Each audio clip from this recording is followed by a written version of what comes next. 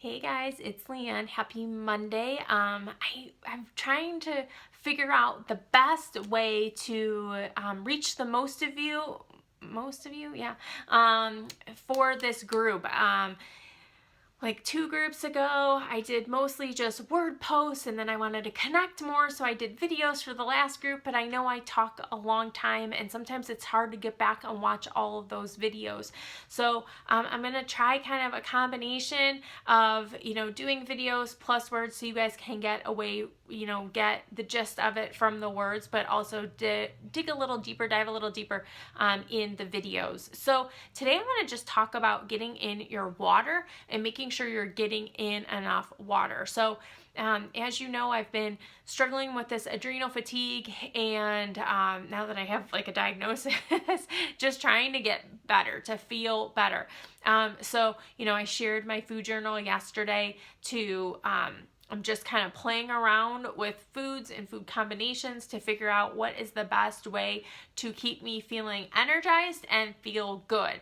But one thing, something that we can all do, and that I have had periods of doing really well with, and then times that I have struggled with it, is this phone's like crooked, so it's driving me a little nuts. Sorry.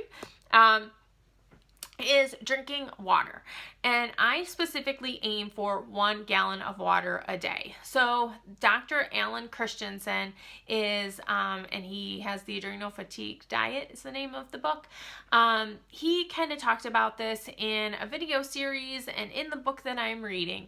So the reason our bodies hold on to weight, specifically fat, is to help balance out the toxins that we're putting into it. So if you think of our ancestors, they weren't overweight because they didn't have a whole bunch of toxins. They did not have a whole bunch of stress on their life. I mean, their stress was, fearing animals and, fearing the food, but it didn't have the constant, like 24/7 stress that we have.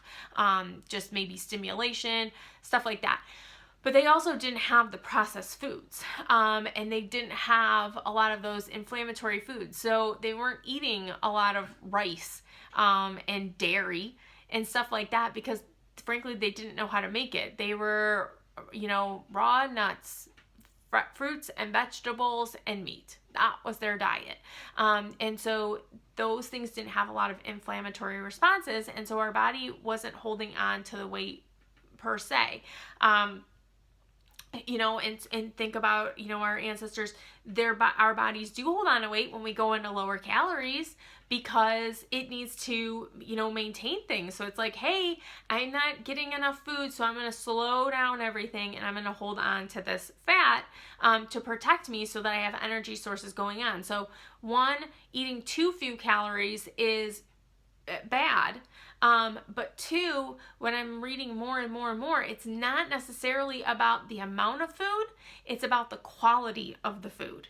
And obviously the 21-day fix really helps you. If you're following the 21-day fix meal plan and you have your booklet or you've downloaded the booklet from All Access on Demand, you'll see, I didn't realize it at first, you'll see that the foods listed are not alphabetical order. They're from the best sources to the worst or the least best sources, and I want to call them the worst sources in that category.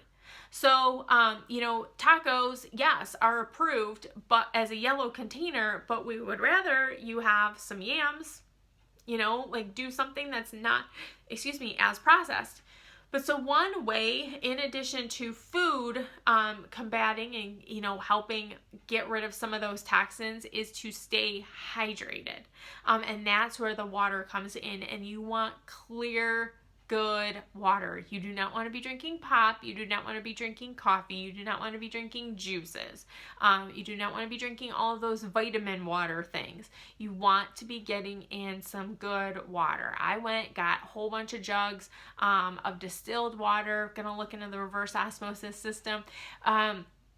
But, just so that I take a gallon every single night, put it in the refrigerator, and I just pour from that gallon. And so that at the end of the day, it's gone.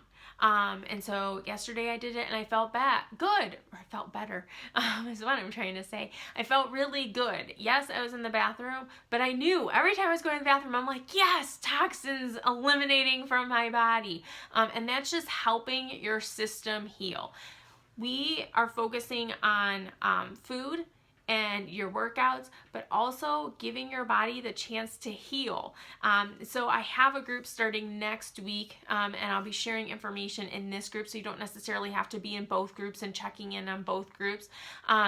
But really focus in on that nutrition and eliminating some of those inflammatory foods that's going to help your body get into those fat reserves. And I point to my belly because that's where it all is, and push it out and get it out of our system, and get rid of it so that we don't just lose the weight, but that we're healthy, we're doing it a better way, we're, fueling our body and making it feel better. So goal today, I want to know, how much water are you drinking? What do you need to do to up your water? Do you need to lower your caffeine? And that's also going to help, because who isn't struggling from the losing 1 hour of sleep? So it will help you feel hydrated. It will give you more energy. It will make you feel full. So times when you're sitting there thinking, oh, I need to go eat something because I'm hungry, maybe it's thirst and not hunger. So make sure you're drinking water. At a minimum, you should take your body weight, divide by 2, and that's how many ounces of water you should be drinking. So let me know if you have any questions. I want to know, how much water are you drinking? How much water did you drink today? Do you have to catch up a little bit? And I'm going to go drink my water now. So I'll talk to you guys later. Bye.